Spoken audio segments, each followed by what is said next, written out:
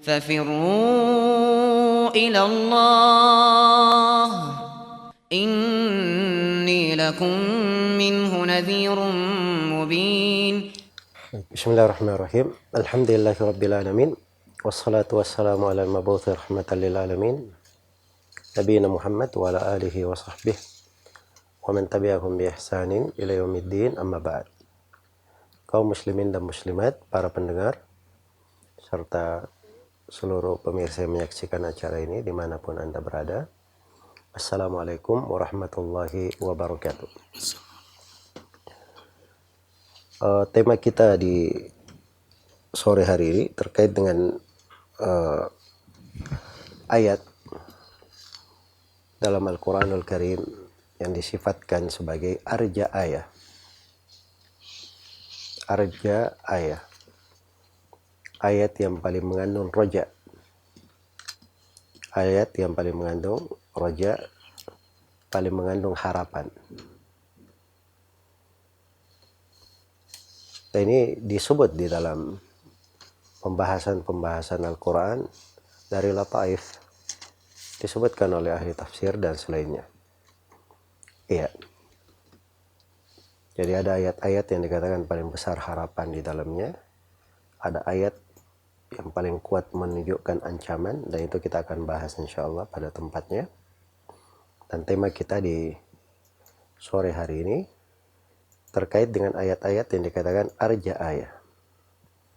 Ayat-ayat yang paling mengandung harapan. Iya. Nah, ini pembahasan yang besar, dan dari hal yang menunjukkan fikih di dalam membaca Al-Quran. Karena Al-Quran itu ketika seorang memahaminya dengan tadabbur, menyentuh hati dan menggugah jiwa, maka akan dia rasakan pada sejumlah ayat makna-makna yang agung. Termasuk di pembahasan ini, arja ayatin fi kitabillah, ayat yang paling mengandung harapan. Datang dari Ibnu Abbas radhiyallahu taala anhu. Beliau menyebutkan bahwa ayat yang paling mengandung harapan itu adalah firman Allah Subhanahu wa taala, wa inna rabbaka ladu maghfiratil linnasi ala dhulmihim. Sesungguhnya Rabbmu, wahai Nabi Muhammad, itu adalah yang maha memiliki pengampunan kepada manusia terhadap kezaliman yang mereka lakukan. Terhadap kezaliman yang mereka lakukan. Dan memang dari sudut kandungan ayat, subhanallah, ini dari hal yang menunjukkan luasnya rahmat Allah dan besarnya pengampunan Allah. Allah menamakan dirinya dengan nama yang menunjukkan pengampunan, belas kasih, dan rahmat. Di antaranya nama Al-Ghafur, yang maha mengampuni. Di antaranya juga nama Ghaffar, Al-Ghaffar, bermakna yang maha mengampuni. Juga di antaranya nama Al-Ghafir. Ini 3 nama. Demikian pula di ayat ini Dzu Maghfirah, yang maha memiliki pengampunan. Iya. Jadi ketika disebut inna rabbaka ladu maghfiratil linnasi ala dhulmihim. Sungguhnya Rabbmu maha memiliki pengampunan untuk manusia terhadap kezaliman yang dia lakukan. Datang juga dari Ibnu Abbas, ini juga disebut oleh Al-Qurtubi rahimahullah di dalam tafsir beliau. Di tafsir ayat di surah Thaha ayat 48, inna qad uhiya ilaina annal adaba ala man kadzdzaba wa tawalla. Sesungguhnya telah diwahyukan kepada kami bahwa siksaan Allah itu terhadap siapa yang mendustakan. Man kadzdzaba, siapa yang mendustakan, wa tawalla, dan siapa yang berpaling. Kata Ibnu Abbas, ayat ini adalah ayat yang paling mengandung harapan untuk orang-orang yang bertauhid. Karena orang yang bertauhid itu, dia tidak pernah mendustakan dan juga tidak berpaling dari Allah. Iya, tidak berpaling dari Allah. Dan ini subhanallah dari renungan mereka, dan bagaimana ayat-ayat itu sangat menyentuh hati mereka. Iya, karena itu patut disyukuri ketika seorang itu mengenal kemurnian ibadah kepada Allah, hanya beribadah kepada Allah, itu nikmat yang sangat besar. Nikmat yang sangat besar. Iya. Sebagaimana yang dikatakan oleh Nabi Yusuf alaihi salam, "Dzalika min fadlillahi alaina wa 'alan nasi, walakin aktsaran nasi la yashkurun." Itu dari keutamaan Allah terhadap kami, para nabi, dan terhadap seluruh manusia. Tapi banyak dari manusia yang tidak mensyukurinya. Karena itu tauhid itu adalah hal yang paling diharapkan, memurnikan ibadah, hal yang paling diharapkan untuk seorang hamba. Iya. Dan disebutkan oleh Al-Qurtubi rahimahullahu ta'ala dalam tafsirnya, di pembahasan ayat di surah Al-Isra, sebuah hikayat,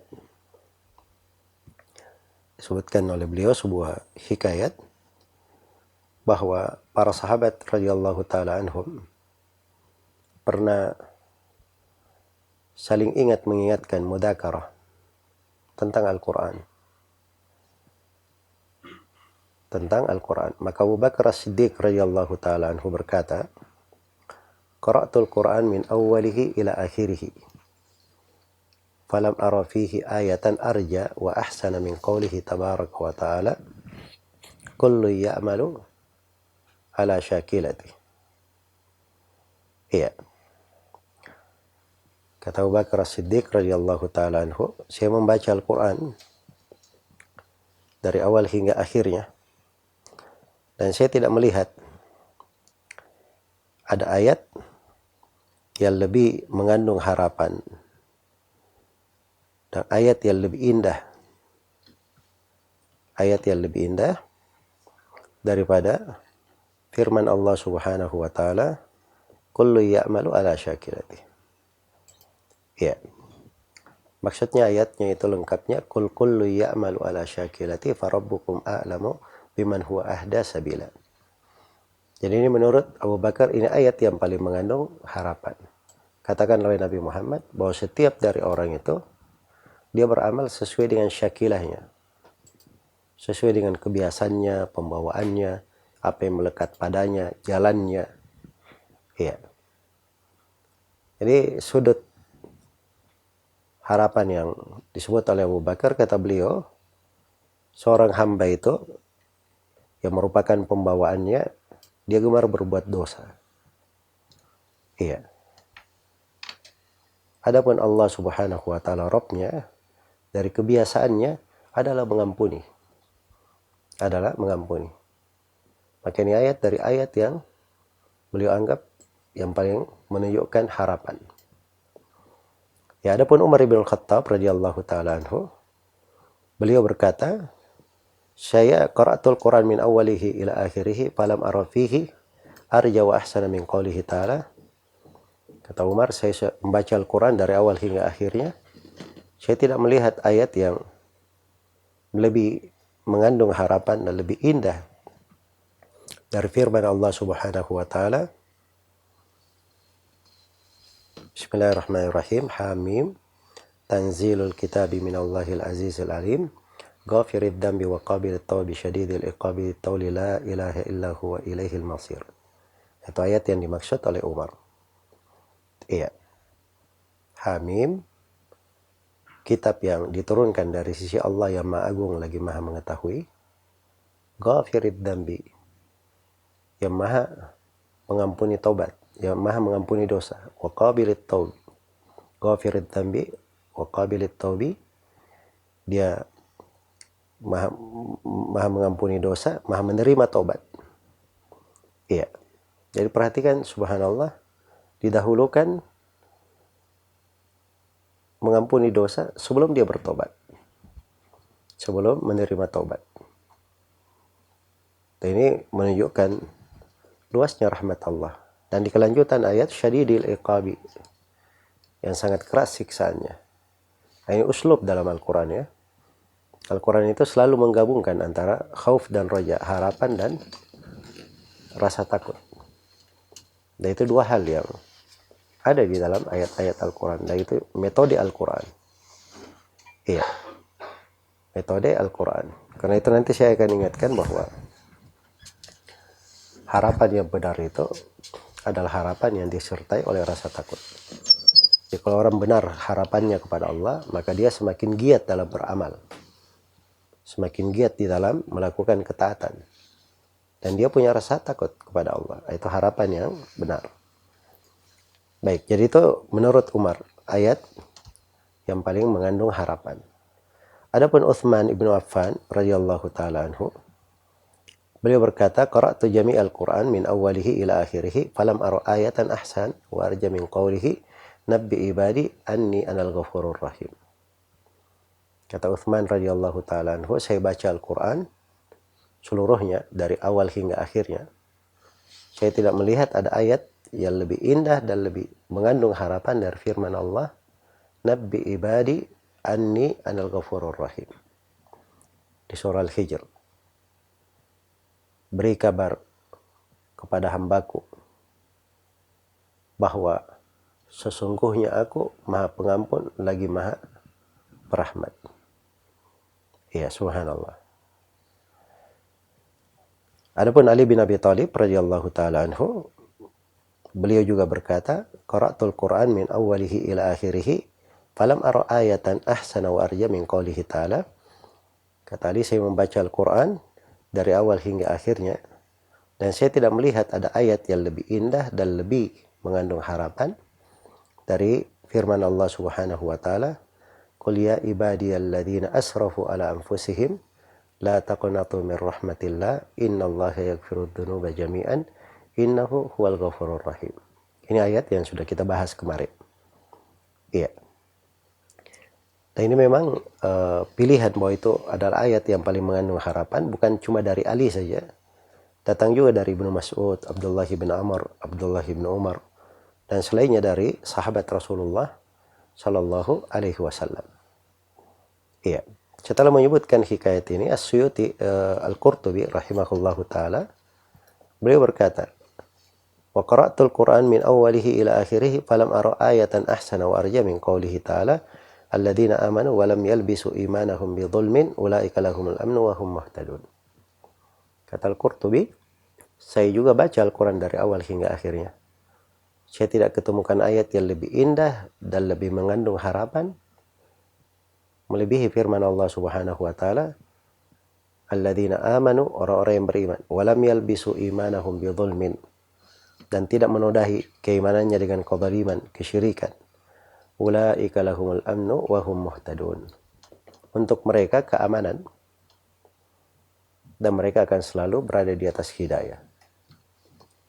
Dan ini memang ayat luar biasa, kabar gembira untuk orang-orang yang bertauhid, memurnikan ibadahnya.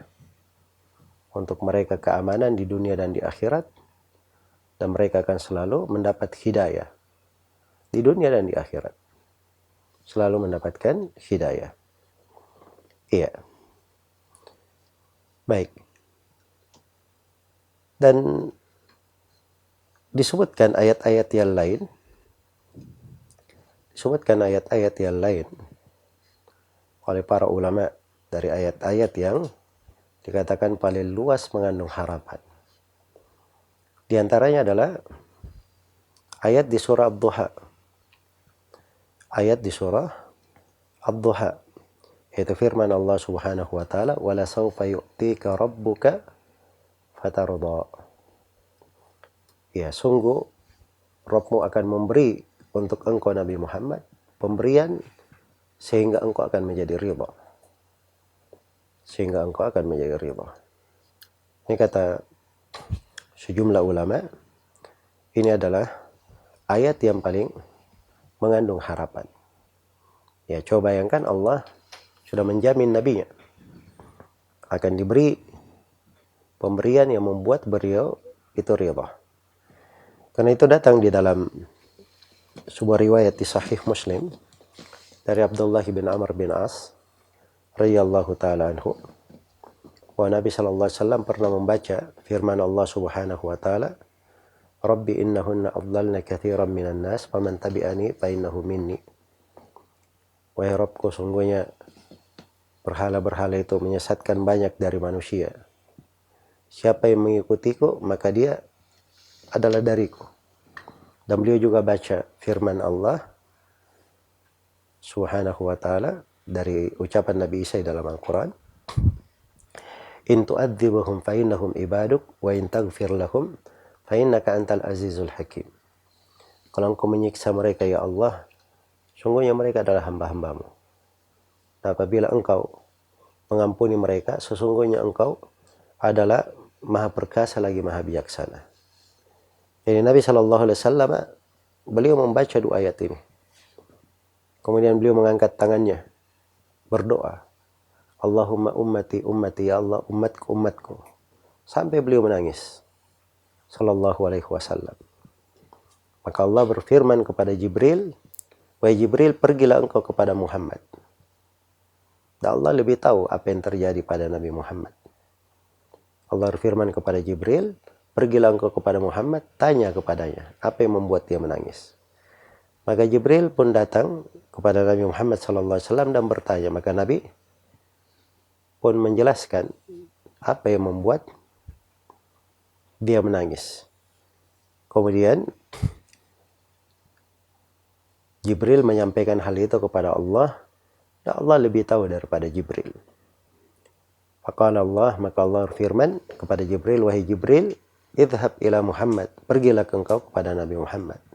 Faqul, dan katakan kepadanya, inna sanurdika fi ummatik wala nasu'uk. Sungguhnya kami akan membuat engkau ridha terhadap umatmu, wahai Nabi Muhammad, dan tidak akan membuat engkau merasa jelek dengan mereka. Maka ini sangat luas sekali harapan bagi kita sebagai umat Nabi Muhammad sallallahu alaihi wasallam. Apabila kita mengikuti jalan beliau, tidak berbuat kesyirikan, maka sebagai umat Nabi Muhammad sallallahu alaihi wasallam pasti Nabi akan ridha melihat apa yang diberikan untuk umatnya. Dan ini dari ayat yang paling luas mengandung harapan. Iya. Tak ada ayat-ayat yang lain, cuman di pertemuan yang ringkas ini saya tutup dengan sebuah ayat yang juga dikatakan sebagai arja ayah. Nah, ini lebih dipilih oleh Syekh Muhammad Amin Asy-Syinkiti rahimahullahu taala. Iya. Yaitu firman Allah Subhanahu wa taala, "Tsumma awratna al-kitaba alladziina istafayna min ibadina, faminhum dhalimun li nafsihi wa minhum muqtasidun wa minhum sabiqun bil khairati biidznillah." Kemudian kami wariskan kitab kepada siapa yang kami pilih dari hamba kami. Di antara mereka ada yang menzalimi dirinya, di antaranya mereka ada yang pertengahan, dan di antara mereka ada yang bersegera dengan kebaikan, dengan izin Rabb-nya. Jadi disebutkan umat ini diberi kitab, dan mereka ada tiga. Umat ini ada yang menzalimi dirinya, ada yang pertengahan, dan ada yang bersegera dengan kebaikan. Tiga golongan. Tapi bersamaan dengan itu, semua dari golongan ini itu diberikan dari keutamaan.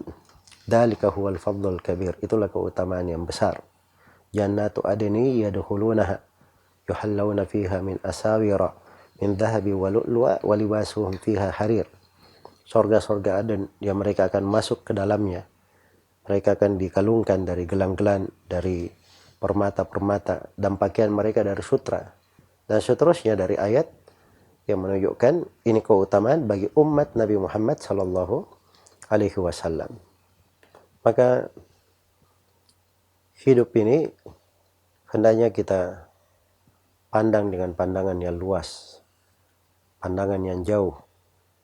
Sebagaimana luasnya kita memandang jagat raya ini, langit dan bumi, rahmat Allah Subhanahu wa taala lebih luas daripada itu.